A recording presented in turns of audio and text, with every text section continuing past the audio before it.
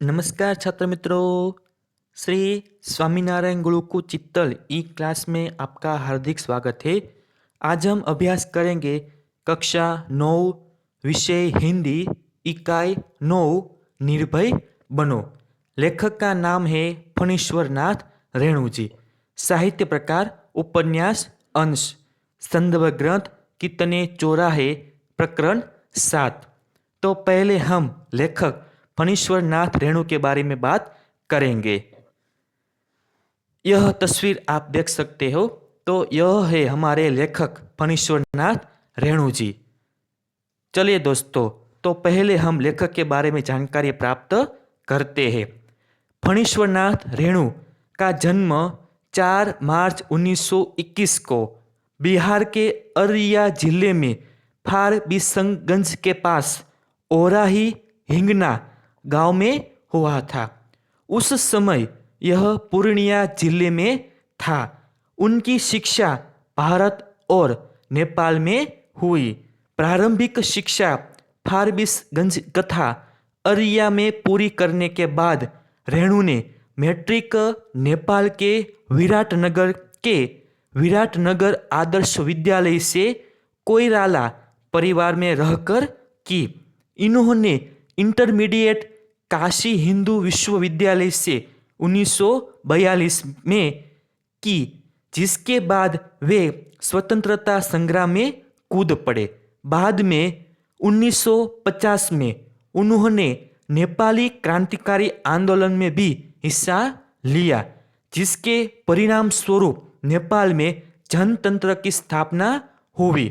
पटना विश्वविद्यालय के विद्यार्थियों के साथ छात्र संघर्ष समिति में सक्रिय रूप से भाग लिया और जयप्रकाश नारायण की संपूर्ण क्रांति में अहम भूमिका निभाई। 1952-53 के समय वे भीषण रूप से रोगग्रस्त रहे थे, जिसके बाद लेखन की ओर उनका झुकाव हुआ। उनके इस काल की झलक उनकी कहानी तबे एकला चलो रे में मिलती है। उन्होंने हिंदी में आंचलिक कथा की नींव रखी। सच्चिदानंद हीरानंद वात्स्यायन अज्ञेय एक समकालीन कवि उनके परम मित्र थे। इनकी कई रचनाओं में कटिहार के रेलवे स्टेशन का उल्लेख मिलता है। साहित्य के बारे में बात करें तो पहले उपन्यास है मेला आंचल, परती पर कथा, जुलूस, दीर्घतपा, कितने चौराहे, पलटू बाबू रोड। अब कथा संग्रह एक आदिम रात्रि की महक, ठुमरी, अग्निखोर, अच्छे आदमी, रिपोर्टाज, ऋण जल धन जल, नेपाली क्रांति कथा, वन तुलसी की गंध, श्रुत अश्रुत पूर्वे।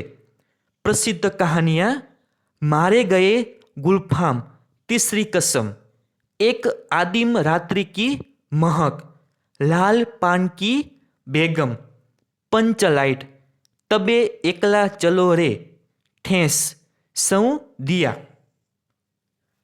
अब हम निर्भय बनो पाठ का अभ्यास करते हैं।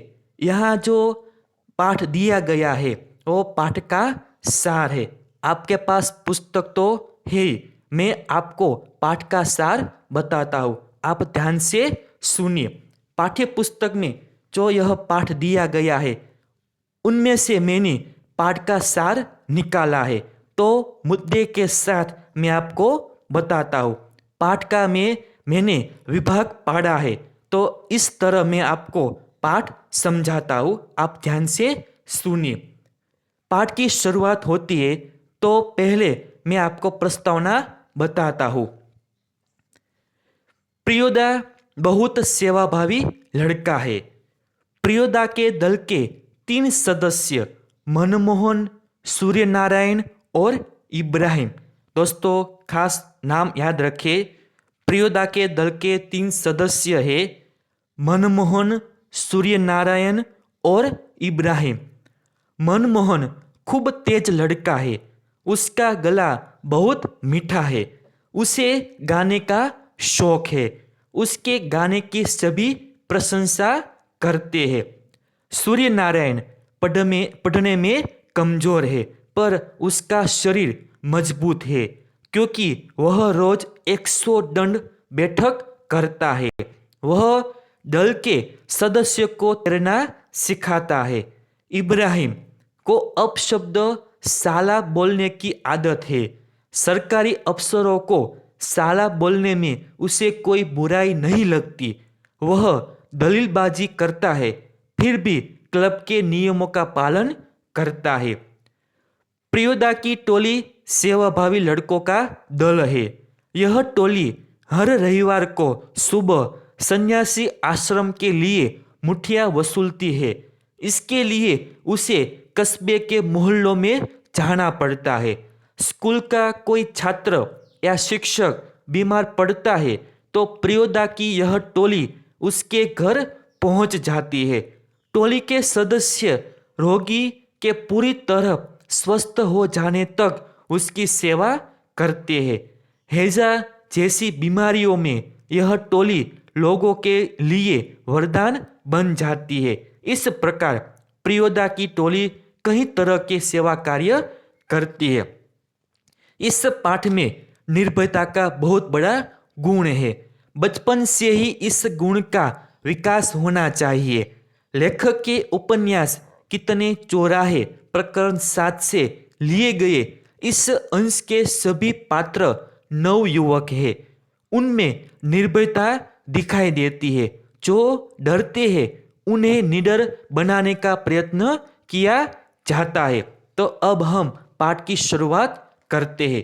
तो पहला फकरा जो है उसका मुद्दा है प्रियोदा। नाम क्या है? प्रियवत राय। हम प्रियोदा कहते हैं। मैट्रिक में पढ़ने वाला प्रियोदा अपने स्कूल का लोकप्रिय विद्यार्थी है। विद्यार्थी और शिक्षक सभी उसे प्यार करते हैं। वह हर रविवार को सुबह सन्यासी आश्रम के लिए घर घर जाकर एक मुट्ठी अनाज मांगता है। बीमार छात्र या शिक्षक की भी वह पूरी सेवा शुश्रूषा करता है। इसके लिए उसने एक क्लब बनाया है। वही उसका प्रमुख है। सब उसकी इज्जत करते हैं। दूसरा जो मुद्दा है शनिवार का कार्यक्रम। हर शनिवार को प्रियोदा के दल के सदस्य परमानंद नदी के उस पार बालूचर नामक स्थान पर एकत्र होते हैं। वे खेलते कूदते हैं और रविवार का कार्यक्रम तय करते हैं। किसे कौन सा काम दिया जाएगा यह भी बताया जाता है। आगे हम बात करें तो मोना, नाम क्या है? मनमोहन का नया सदस्य बनना। कालू मोना यानी कि मनमोहन नामक लड़के को क्लब का सदस्य बनाने के लिए लाता है। प्रियोदा उससे कई सवाल पूछते हैं, जैसे किस आधुनिक नेता को लोग भगवान का अवतार मानते हैं? उत्तर है गांधी जी। मनमोहन ने बताया उत्तर गांधी जी। दूसरा सवाल है पढ़ लिख कर तुम क्या बनोगे? उत्तर है वकील। बीमार लोगों की सेवा करना जानते हो? उत्तर सीख लेंगे। यदि रोगी हैजा पीड़ित हुआ तो?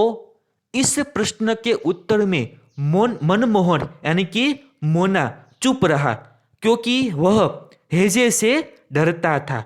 मोना गाना जानता था, परंतु तैरना उसे नहीं आता था। अब हम बात करें तो सूर्य नारायण। क्लब का एक सदस्य सूर्य नारायण है। वह पढ़ाई में कमजोर है, परंतु शरीर से मजबूत है। साथ ही उसे सूरज पहलवान कहते हैं। मोना यानी कि मनमोहन को तैरना सिखाने की जिम्मेदारी उसे सौंप दी गई है। तो उसने कहा उठाकर पानी में फेंक दूंगा तो खुद तैरने लगेगा। आगे का मुद्दा, मनमोहन ने गीत सुनाया। सभी सदस्यों के आग्रह पर मोना गीत सुनाता है। राम रहीम न जुदा करो भाई, राम रहीम न जुदा करो भाई, दिल को सच्चा रखना जी। तो इस तरह मनमोहन गीत सुनाता है। प्रियोदा मोना की तारीफ करते हैं। सूर्यास्त होने की वेला। सूर्यास्त होने वाला था। क्लब के सभी सदस्य कतार बनाकर नदी के पुल के पास पहुंचे।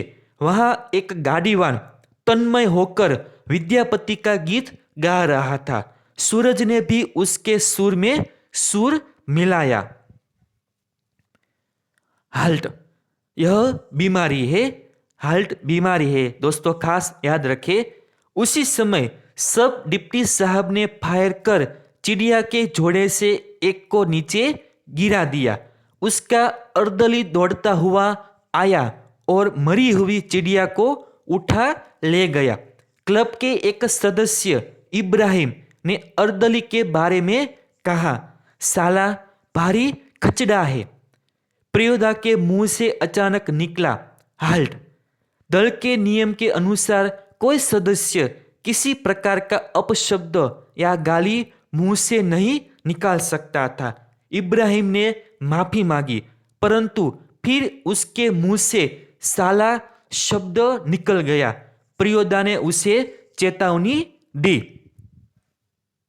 आगे हम बात करें तो गाली और अफसर। इब्राहिम का तर्क था कि जब अफसर गाली देते हैं तो उन्हें गाली देने में क्या हर्ज है।